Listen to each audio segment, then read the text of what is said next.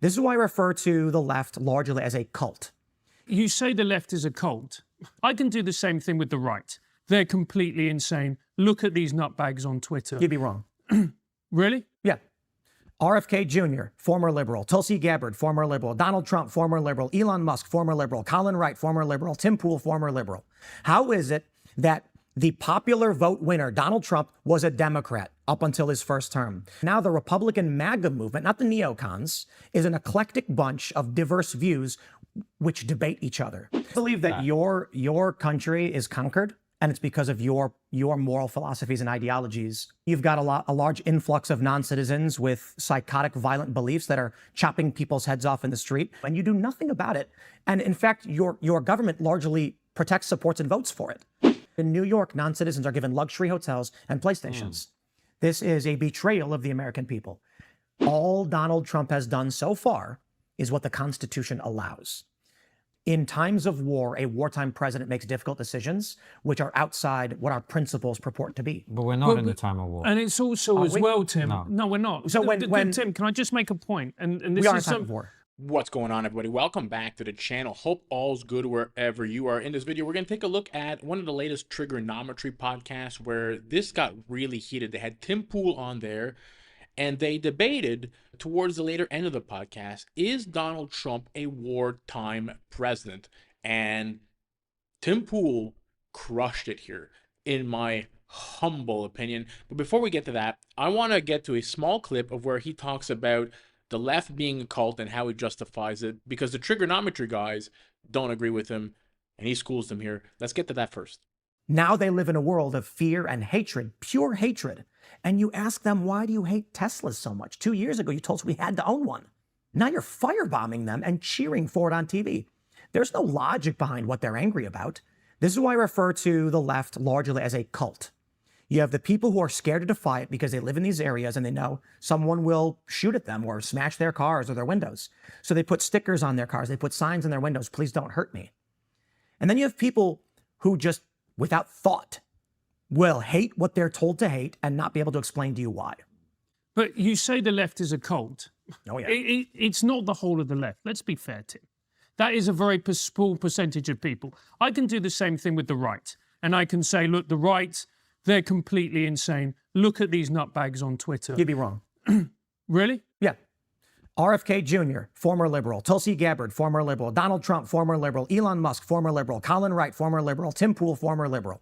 How is it that the popular vote winner, Donald Trump, was a Democrat up until his first term? That Tulsi Gabbard, D.N.Y., former Democrat, that I supported in 2020. I never voted Republican. I didn't like Republicans. And now the Republican MAGA movement, not the neocons, is an eclectic bunch of diverse views which debate each other. How is it that Charlie Kirk, Christian conservative with one of the largest conservative platforms, invites moderate pro-choice Tim Pool onto his stage for his biggest event of the year to discuss those views to the public? On the left, what do you think would happen if you went and opposed their views at a public forum? You'd be threatened with violence. And I'm not saying literally everyone all the time, but booking liberals to come on my show or any other show, people in this We have the same problem. Yeah. Man. they refuse to do it. They don't want to talk. Back in, I think it was 2018. But George, we should say why as well. They're scared of their own side. Yeah. It's a cult. So I can sit in front of a libertarian like Dave Smith, who's going to rant about how Israel is bad, and Charlie Kirk at the same time, and we leave with beers in our hands, smiles on our faces. And Dave will say, Charlie, I really do appreciate it. I think you do good work. I know we disagree. The left doesn't do that. They firebomb your buildings. Or they just don't show up. Or they try to get you fired. They swat you. They harass you. The reason I say it's a cult is because you could not define what they believe. It's impossible. Hassan Piker famously made a video responding to me where he said, I said the military-industrial complex is a bad thing. The U.S. imperialism imposing its will through financing. He pauses the video and he says, he's completely right on this one. I agree. And then I said, this is why I don't think Ukraine is a special case. Why the U.S. has given Ukraine more money than Israel in 2 years than Israel got in 50. And then Hassan breaks and goes, this guy actually thinks we shouldn't support Ukraine? Now be consistent, buddy. Are you concerned about U.S. imperial expansion into foreign countries? Or are you simply pretending that's the case?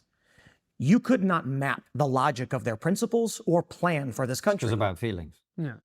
I think it is, but if you break it down, it's largely about adhering to the murmuration.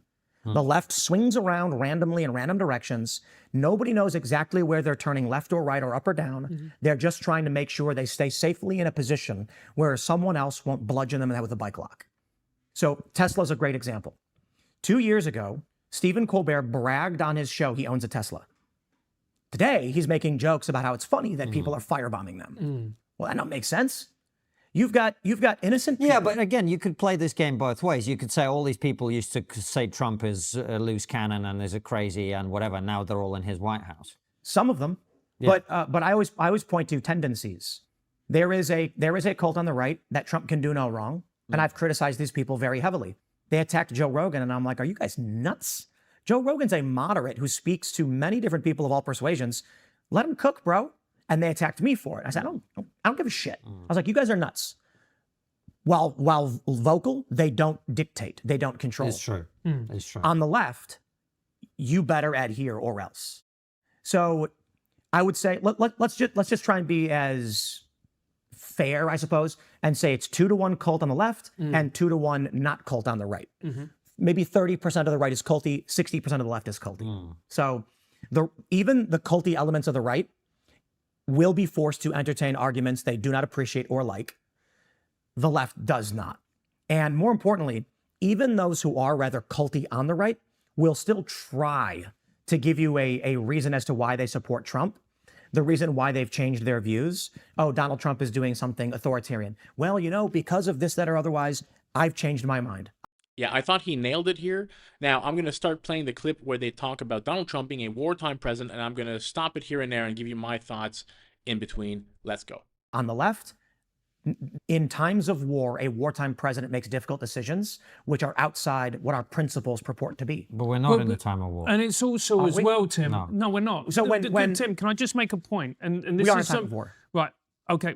We'll come to that in a second. When the government takes away rights, it is very difficult, if not almost impossible, for you to get them back. Can we just agree that? Yes. So you are willing to give up rights in this society for the government to then come in and then enact against the enemies. When have humans ever not done that? Give me one example. One. In civilized society. Not true. In World War II, the United States implemented the U.S. Office of Censorship and banned people from it's interesting that you say this, because all anti-Ukraine people in America keep calling Zelensky a dictator for having martial law, which is in line with the Ukrainian constitution, and not having an election like the UK didn't have. He declared it, and the Constitution says that he can declare it and Congress can uphold it. There's an argument that he can overturn it. Well, but my point is... But I agree, in a time of war, presidents do crazy things. But you are stretching the definition of war way beyond its remit. No, I'm not. It's called 5th and 6th generational warfare. So we have technological advances in conflict, and they alter how we perceive what war is. If you go back to the earliest days, what is the purpose of a conflict? Why do wars happen? Sometimes they're silly. You don't believe in the same God as me, so you must be destroyed. I mean, these are largely silly, but they have to do with cultural cohesion, so they come from somewhere, from an evolutionary psychological perspective. But typically it's resource conflict. Resource is the principal driver. I do think it's absolutely hilarious that the East India Trading Company engaged in warfare that resulted in the death of 50,000 people because black peppercorn was a delicacy, was a luxury in Europe and the UK. But typically it's, I don't have enough food or water, and I will take it, and my people will not die. I don't care how I have to get it.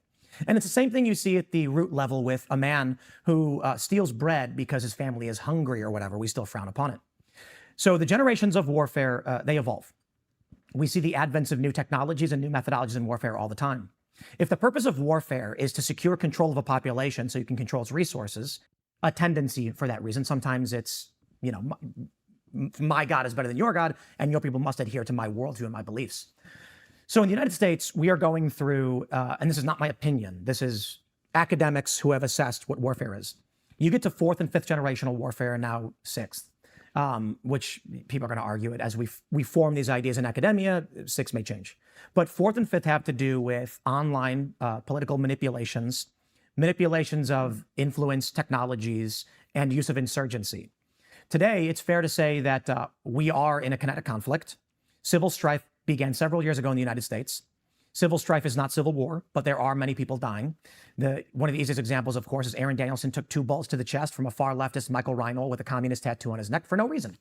And now we have the swattings of conservatives and the firebombings of Tesla facilities for the specific goal of destroying a company for political reasons, for which now Tesla stock has gone down. Partially, it's not the only reason. And we've seen Tesla evicted from the Vancouver Auto Show out of fear of terror attacks. This is war.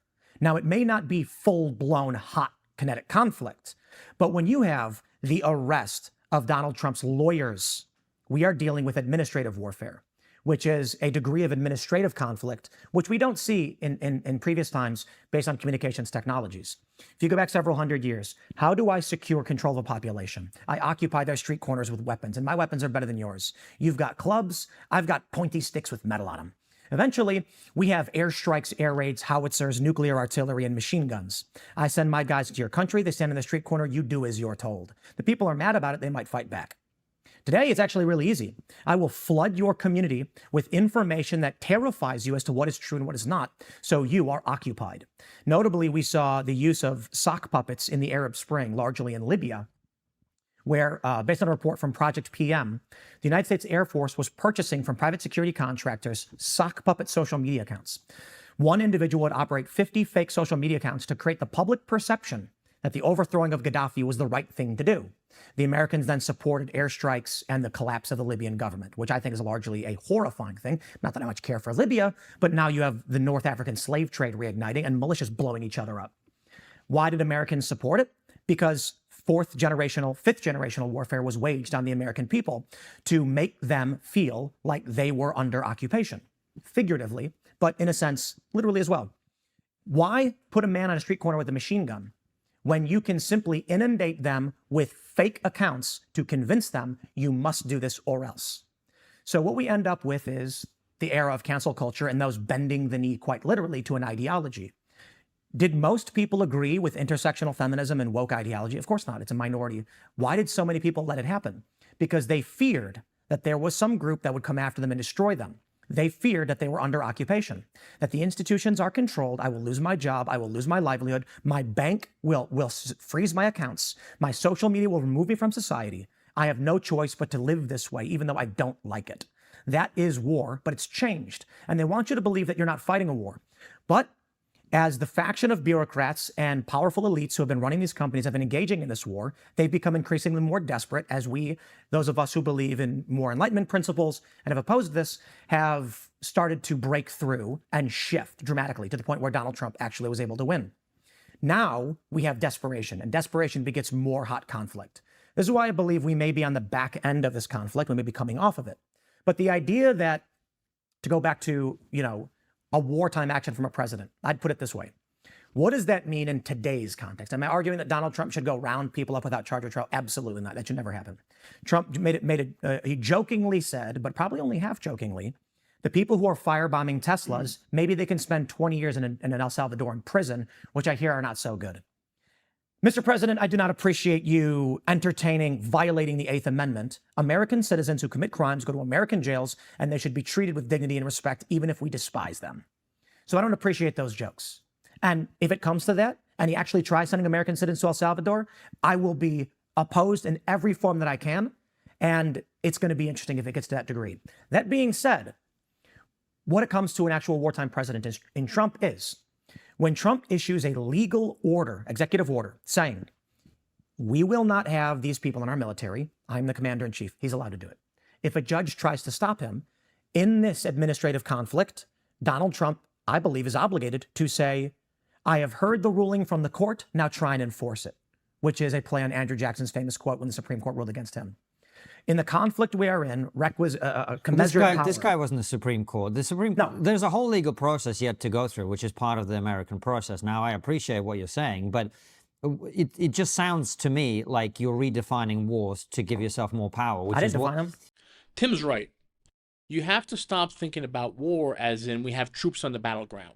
So if, for example, you look at first generational warfare, that would be massed armies, linear battles, Napoleonic wars, that type of stuff. Second generational warfare, heavy firepower, think World War I. Third generational warfare, now you have maneuver warfare, emphasizing speed, emphasizing disruption. Think about like Blitzkrieg, World War II. Fourth generational warfare starts to get a lot more interesting. This is nonlinear conflict, leveraging networks and ideas and a lot of brute force.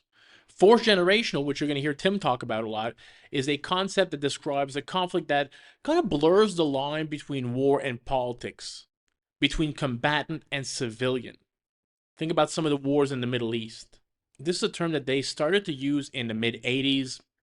William S. Lynn started to use it, describing like decentralized, non-traditional conflicts where non-state actors, meaning like insurgents and terrorists, challenge state powers using asystematic tactics. So think about long time frame conflict that can span years, that can span decades, insurgent cells, hackers, decentralized actors, that type of stuff. When we start talking about the more modern warfare, you're going to hear Tim talk a lot in this podcast about fifth generation and sixth generation warfare. Fifth generation warfare focuses on manipulation of information and perception. Most of the time, this will target the civilian population, societal cohesion. It's about winning without fighting directly. I'll give you some examples of that. But now we're just talking about, you can see how Donald Trump, his presidency, would fit into this. Now, sixth generational warfare, a lot more speculative, often tied to advanced military technology, precision strikes, very minimal, if any, engagement of troops. It's less about societal manipulation like fifth generational warfare is, and a lot more about overwhelming capabilities. Now, fifth generational warfare, and you hear him say non-kinetic, that's what that is. Fifth generational warfare is characterized as non-kinetic, information-driven operations aimed at manipulating perception and achieving strategic goals without traditional military engagement. It involves tactics like social engineering, misinformation, cyber attacks, psychological operations, and the use of emerging technologies, like AI would be a big one. There's a guy by the name of Daniel Abbott, and he refers to this as war of information and perception, which is what fifth generational warfare to him is. So when you make the case that, is Donald Trump a wartime president? Well, Trump's presidency, particularly in his second term, aligns with the demands of fifth and sixth generational warfare due to his unconventional leadership, for one.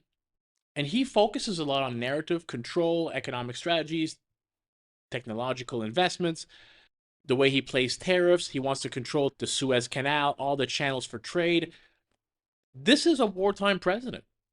Countering misinformation, psychological operations, social media, direct communications, that type of stuff is fifth and sixth generational warfare. As a wartime president, like Tim says, Trump's ability to shape narratives and maintain a loyal base in a polarized information environment like we have today is exactly why he is that. Look at the trade war with China, the sanctions on rogue states, all that stuff is fifth and sixth generational warfare. What we have going on in the country right now that Tim Pool's talking about, this is happening in Seattle. I'm quite disappointed in this interview with the trigonometry guys, to be honest, but let's get back to it. I just wanted to tell you a little bit more about fourth, fifth, sixth generational warfare in case you weren't familiar with it. Let's get back to it. Which is what every dictator has always done in history, which is to say, the situation's so bad, I need extra power to deal with it. Is Abraham Lincoln a dictator? Well, look. Yes or no? We are not in a war situation. Is Abraham Lincoln a dictator? We are not in a war situation. Yeah, was Abraham Lincoln a dictator? We are not in a war situation, is the point. Okay, you are right. I'll just say you're right. Okay, now is Abraham Lincoln a dictator? So look, yes or no? Tim, the theoretical examples you give. It's not a theoretic, it's American history. Fine, but it's not related to the current moment, which is what we're talking about. So in the so context you're saying, of... let me just lay out the argument that you made. If I represent it incorrectly, you tell me. The core of your argument that you're making, right, is that because we are in a fourth, fifth, sixth generational warfare situation, a different set of rules ought to apply. It's a wartime, therefore, just like you can apply martial law, just like you can suspend this or that or whatever, right? And the point I'm making to you is this is the argument that every dictator in history has made. Now, I don't know American history as well as you, and maybe the point that you make about Abraham Lincoln is relevant in some way, but what I'm saying to you is something completely different, which is we're not in a war. Okay, so let me ask you a question. Yeah. Was Abraham Lincoln a dictator, yes or no? I don't know. You don't. If a leader suspended the right to due process for all peoples, is that a dictatorial move? It depends on the context. So, like right now, if Trump said, I'm suspending the constitutional rights and due process for far-left terrorists. Look, I'm not a legal scholar. That seems pretty extreme to me. Yeah. What if Donald Trump decided he was going to arrest the half of the Washington state body because they were voting in favor of groups that were attacking Tesla facilities? What does that mean, voting in favor of? So let's say in their state body, someone proposes a bill that they will not arrest nor provide any assistance to any individual in their state who's caught firebombing Tesla facilities or other right-aligned institutions. The state will not enforce the law against them, nor will they aid federal law enforcement. Yeah, I don't know what the answer to that question is legally, but my point to you is... So, like, this is the problem. If you don't know and you have no thoughts on the matter, then I don't know what we're arguing. You can simply say, Tim may be right, I don't know. No, that's not what I'm saying. I'm taking the argument that you're making and interrogating it as I do with every other guest on the show. So what I'm saying to you is, you've made the claim that we're in the war in order to be able to justify suspending the rules applying equally to everybody. That's basically what you've done, right? So when I look outside to the conflict. When I look outside, I don't see a war that justifies that. When you look outside in a largely liberal jurisdiction where everyone agrees with each other, you don't see anything justifying? We've traveled around the United States plenty. And I have never seen anything that justifies instituting martial law in this country. No. Firebombing of Tesla facilities, the shooting them up, the murder and killing of people for political purposes. That should be dealt with through the criminal justice system. So first, you are incorrect. I'm not arguing that the conflict we're in right now warrants anything close to what Abraham Lincoln did. Okay. Well, you kept bringing him up. That's why I made that assumption. Because I'm trying to understand what your philosophical and moral view is of a president who does such things at a time. And what I'm saying to you is you can't compare a context and I'm not. Of a civil war with... I'm asking you right now, based on the American Civil War and what was going on, was Abraham Lincoln a dictator for suspending habeas corpus and arresting politicians? Which is sidestepping my point, which is right now... I don't think you can answer the question. I already did answer the question. You're ignoring the question. I answered the question by saying you know more about it than me. You remember that? So do you want to say I don't know? I already said that. So you're not sure? I've already said that. But what I'm saying is the example you're bringing up is not relevant to the current situation. Should Donald Trump invoke the Insurrection Act and send U.S. Army into California, Oregon, and Washington to start hunting down and arresting the terrorist cells that are organizing these attacks? No, I think the law enforcement can take care of that. They're not doing it. What do you mean they're not doing it? Well, I mean, we've had far-left terroristic cells operating with impunity in many of these jurisdictions. So let's take a look at the Chaz Chop, for instance. I mean, we know those people are. They're not in jail. Should Trump go and arrest them?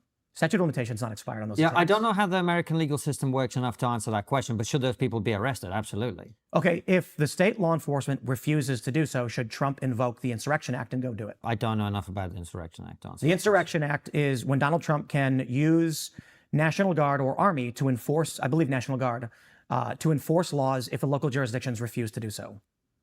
Well, on that definition, it seems like you should. That's literally the Insurrection Act. Well, if that's the definition, if the local law enforcement refuses to enforce the law, then that sounds right. But see, you keep throwing out these hypothetical examples, which I understand. From my point of view, what I'm saying to you is just taking the logic of your argument. I'm not arguing about the specific details. You're saying we're in war, therefore we should suspend the rules applying equally. No, I'm not saying that. Well, that is what you said. I think you're misunderstanding what... Perhaps. You're misunderstanding wartime, and you're believing that wartime means men are on a battlefield shooting at each other. Okay, but that's exactly what I'm saying. You're saying wartime means people are spreading propaganda on social media. Therefore, if whoever I like is in charge, they've got to be able to act in a way that currently isn't compliant with the law. So... And I'm saying to you, I don't think people spreading propaganda on social media justifies I believe that your country is conquered, and it's because of your moral philosophies and ideologies. They are weak, and they allow to be destroyed. What do you mean by conquered? Yeah. Well, I mean, you've got a large influx of non-citizens with psychotic, violent beliefs that are chopping people's heads off in the street. You're not allowed to talk about it, without going to jail. You've got gangs that have been operating for decades. I look at the UK, and it's like, You've got a political body threatening to extradite American citizens for us expressing our opinions on our own country. You can't have screwdrivers in public. The things that your country has done to its citizenry is shockingly insane to an American. And it's absurd that you have such a massive influx of a disparate ideology coming into your country and imposing its will on you, and you do nothing about it. And in fact, your government largely protects, supports, and votes for it. I mean, that's insane. Hold on, oh, no, wait, slow down. So first of all, there are lots of us who don't agree with what's happening and say so. What are you doing about it? Let me just answer your question. So there are lots of us who disagree and are voicing our opinions about it. I'm as concerned as you are about the fact that some people are visited by the police. I'm one of the most outspoken people in the UK about that. That's not to say that you can't express disagreement with what's happening and you will instantly go to prison. Instantly, but a lot of people. I mean, people with Speaker's Corner or whatever. I'm not as familiar with the name of the location. Getting arrested.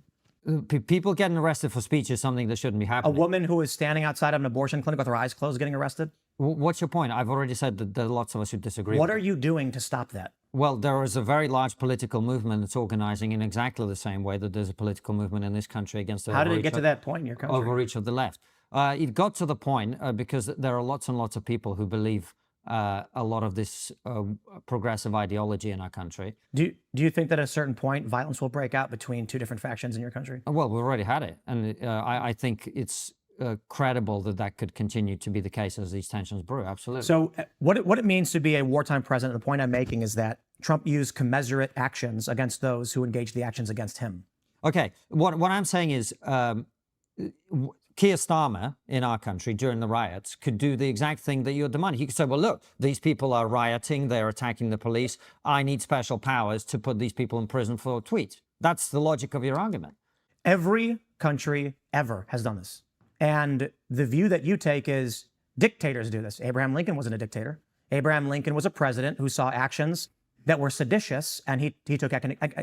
There was one man who thought Abraham Lincoln was a dictator. So Keir Starmer should be able to put rioters in prison for tweets then, on your logic. Why would I agree with your moral worldview? But you're saying... I'm on the other side of that. Oh, I see. So if a right-wing Keir Starmer is in power, then he's allowed to put people in prison for tweets. I didn't say people should go to prison for tweets ever. No, but I said you, wartime presidency. Right, so there are riots that are being promoted on social media. So wait, you're saying that if an individual promotes riots on social media, they should go to jail? No, that's what you're saying. They should, yes. Right. Okay. But only if the person in charge is right-wing. If the person in charge is left-wing... Right. So I don't think your government should arrest people for posting their opinions on social media. Okay. If a person goes online and says, everyone meet up at this place, we're going to burn it all down, here's the address, you lock them up. Well, I say lock them up irrespective of who's in power and what their opinions are. Whereas... What do we disagree on? I think what we're disagreeing on is you believe that if the situation's bad enough, a guy that you agree with politically should come in and suspend the rules by which we play the game of politics. Give me any country ever where that's not been the case. I don't understand what your point is. Name any point in history when an executive in authority facing an emergency decided not to engage. I don't disagree with that. What I'm disagreeing with you is... Do you think that your country will be the exception that survives the conflict? Tim, you got to let me finish my argument before you disagree with it. What I'm saying is you're extending the definition of war, wartime, and emergency in order to suit your agenda, is what it sounds like. You are incorrect. Okay, why am I incorrect? Because I've already described fourth and fifth generational warfare, academic terms that describe a state of conflict in which a faction of people is trying to take power from another that's what we faction of disagree people. about, right? What I see... It's not an issue of disagreement. I'm giving you an academic statement as to which I'm entitled to disagree with, right? When I travel around, whether it's Europe or the UK or America, I don't see a state of conflict. You're just disagreeing with the definition. Yes, exactly.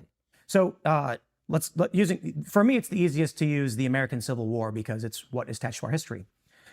Do you think in 1861 in September in Atlanta, people walked outside and were fighting each other? Look, the American Civil War is clear in our expertise for you, which it isn't for me. I'm talking about what I see out here. So let me try and explain to you what I'm saying. Sure. Who are the belligerents in the American Civil War? Are you familiar? Tim, did you hear what I just said? This is why I'm asking you a question. So what you're doing... I'm genuinely trying to know if you know something so I can explain it to you. And I just said it's an area of expertise for you, which it isn't for me. So I assume most people know who the belligerents were in the American Civil War. It was the North and the South. Yes. You are aware of that? Yes. Okay. I was not trying to get you. Okay. I need to know if you know this, because if you don't, I would tell you it's the North and the South. Okay, great. The Confederacy and the Union. Okay. No one in the Confederacy walked outside and saw a conflict. No one in the Union walked outside and saw a conflict. The front line was Gettysburg. Now, I know a lot of you are not from the U.S., so you're probably not familiar as much with Abraham Lincoln, maybe like the trigonometry guys here. Abraham Lincoln operated fully within his constitutional bounds, even in crisis. When he suspended habeas corpus, he was fully allowed to do that. This is where his critics will often call him a dictator. However, the Constitution, Article 1, Section 9, allows suspension of habeas corpus in case of rebellions or invasion, or in this case, a civil war, which was clearly the case.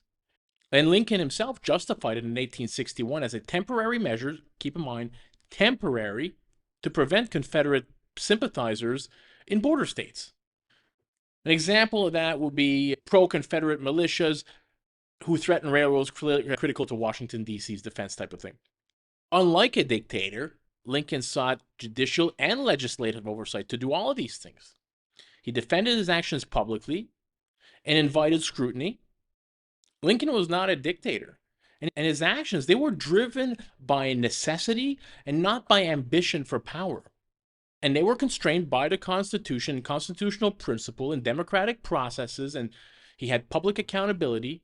He preserved election. He didn't attempt to run for more terms after. He bowed out. He tolerated dissent. He tried to justify every measure that he took. He sought to restore normalcy and not to perpetuate power. His leadership during the Civil War, sure, was it bold? Absolutely, but we were in times of war. This was aimed to save the Union and abolish slavery, not to abolish autocracy. Compared to what a lot of people will tell you that he was a dictator, true dictators who seek to have permanent control and suppress all opposition, Lincoln's record reflects a democratic leader navigating a crisis with restraint and a commitment to the nation's founding ideas. There was no lasting autocracy. If Lincoln were a dictator, his presidency would have left a framework for centralized power. Instead, power reverted back to pre-war norms after his death. The Reconstruction, while contentious, I guess you could say, was driven by Congress, not a Lincoln-installed regime. The Union was preserved, slavery was abolished. This aligned with Lincoln's state goals, not personal enrichments or domination or power. If you try to compare the guys to, say, Mussolini, who cultivated cults of personality and demanded loyalty, and he was there for power. Lincoln, if you read up on the guy, he had self-deprecating humor. He had an openness to criticism. The guy was as far from a dictator as possible. Let's get back to it. Yes, but It that was West doesn't Virginia, prove it that was America's in a Manassas. civil war now. There are lots of times when people walked outside and I didn't say we were in a civil war. I What? said we were in a fourth and fifth generation of warfare. You didn't say we're in a civil war. I said, I don't, yes, so let's go back in time. I said, I don't know if what happens now turns into a civil war. Right. I actually think it's probably less than 50%. Yes. I think we may be on the back end of whatever this conflict is. Okay. Fourth and fifth generational warfare does not mean a country is in a state of active war, and wartime presidential powers. This is why I tried saying several minutes ago, I don't think you understand what wartime presidential powers is a reference to. Okay, maybe not. It is the use of commensurate force against a force exerting power at you first. That is, when administrative powers in New York, Wisconsin, and Georgia begin arresting Trump's lawyers, which defies the Constitution and is outside of the legal code of the United States, right? That is dictatorial. Trump's response cannot be, I guess I have to let him happen. It must be, I must stop them from doing this. It is a violation of the Constitution, right? Okay. If there are two factions and one is violating the law, we should stop them. Agreed. What we are dealing with over the past 4 years is forces aligned with what we would call the Democratic Party, the liberals, whatever you want to say, the bureaucratic state, the deep state, have violated the Constitution in numerous ways. This is what I refer to as fourth and fifth and sixth generational warfare.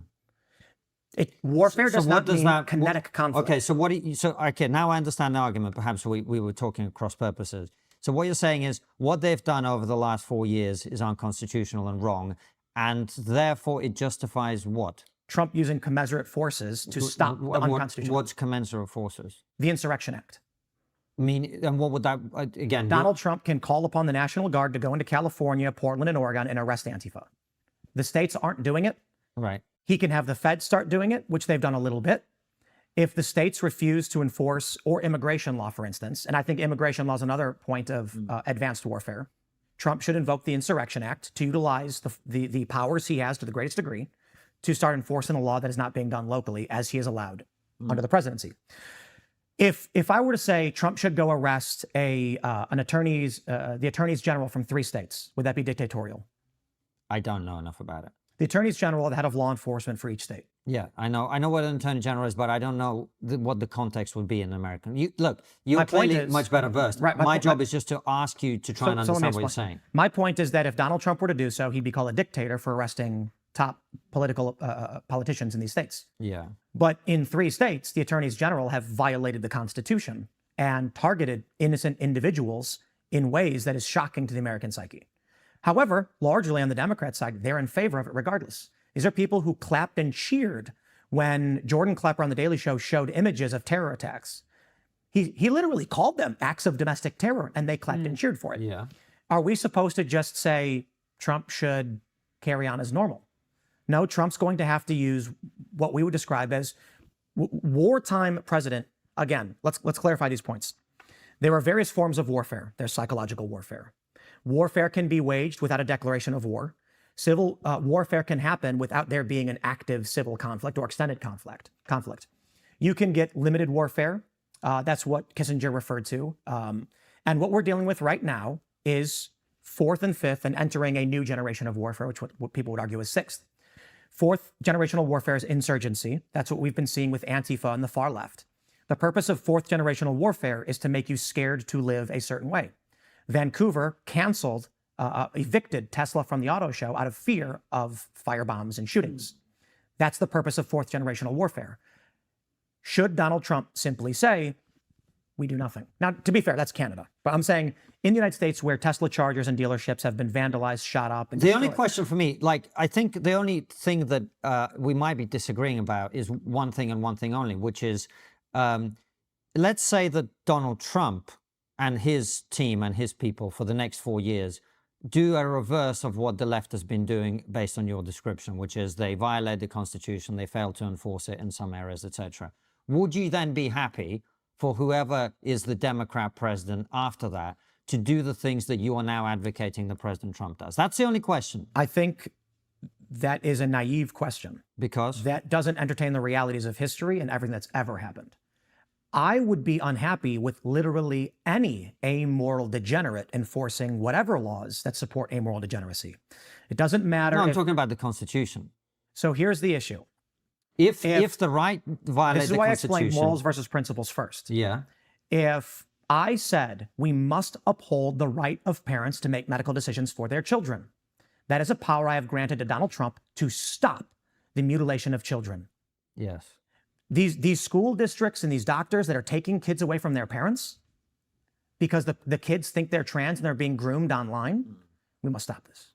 However, that same principle empowers Democrats to take the children away from parents who are protecting their kids from gender identity. That sounds like a identity. no to me. You wouldn't support a Democrat president enforcing the Constitution in the way that you want Donald Trump to do. The reason why I answered the way I did is not to avoid the question, but to point out that the average person would not understand what yes or no means morally if I were to give a simplistic answer. Well, look, the point you're making is the left has violated the Constitution, therefore Donald Trump needs to invoke the Insurrection Act in order to... Let me slow down there. My argument is an administrative war has begun as of 2015. When they accused Donald Trump of being a Russian spy, they accused the front runner for the Republican Party of being a traitor to his nation, for which the penalty is death, sought to impeach and imprison him, and obstructed an entire presidential administration. They arrested several people in his sphere who did nothing wrong. They destroyed the lives of people like Carter Page and Michael Flynn, who did nothing wrong. This is, I'm sorry, but for everything they accused Trump of doing, they started. Trump's response can't be, we don't arrest politicians. It's not what we do in America. No, they've already been doing that. We need investigations of Adam Schiff, the J6 committee. We need investigations of Letitia James. We need of Wisconsin and Atlanta, who arrested lawyers. Both of these states arrested lawyers. Well, if anyone's broken the law, of course they should be investigated. But I'm asking you a very different question, and I think it speaks to the core of our disagreement, which is the question is: do you want the Constitution to be enforced irrespective of who's in power? Do you not? And it's really as simple as that, right? No. Because? This is why I started the conversation with the discussion of morals versus principles. No, I understand that. The idea, so when I explained to you, when I asked you what free speech meant, Yes. the Constitution does not and never did protect free speech. Now, the structure of the Constitution outside of the Bill of Rights, I largely respect, which lays out the three branches of governments, the powers they have, and I agree with. I don't want that to be dismantled. However, at the advent of the Bill of Rights, you couldn't blaspheme or swear in public. In fact, you couldn't swear in public in the 1970s. Free speech was never protected. The question you're asking me is, do I want my moral worldview of today to be protected and upheld? And would I be upset if another person came in and tried to destroy it? But that happens all the time, no matter what. So it's not a question of, if I say, Donald Trump, please protect my moral worldview, would I be upset if someone who opposed my worldview got in power? Well, of course I would. I was upset when Joe Biden won the election and opposed my moral worldview. The question is the degrees of power which we are using to use to preserve our world. The Democrats, for a long period of time, have been destroying this country. And it wasn't always the Democrats. The Republicans were on board until Trump came in. The MAGA movement and the populist movements of the left and the right, which have some overlap, largely diverged from what we had in our two-party system. When the borders were opened up, and you had industrialists allowing millions of non-citizens to come into this country for the purpose of GDP growth to adhere to some ridiculous modern monetary theory, the country was being destroyed. We opposed this. What did we do? We used commensurate power as was used against us. And what was that? Protests, conversations, podcasts, and elections. Then we got Donald Trump being accused of being a spy.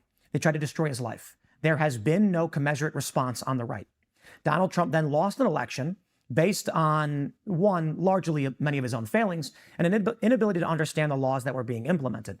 The Democrats in several states violated the Constitution by allowing judges and executives to overrule state legislatures' elections, which violates, I believe, Article 1 of the Constitution, which states that elections shall be determined by the legislatures, not judges or executives. When Texas petitioned the Supreme Court in Texas v. Pennsylvania in 2020 to overrule these states that were in violation of the Constitution, the Supreme Court said, we will not hear it. Why?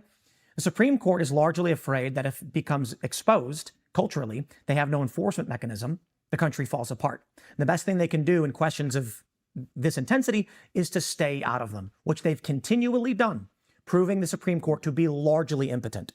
There has still not been commensurate action from the right as to what the left has been doing.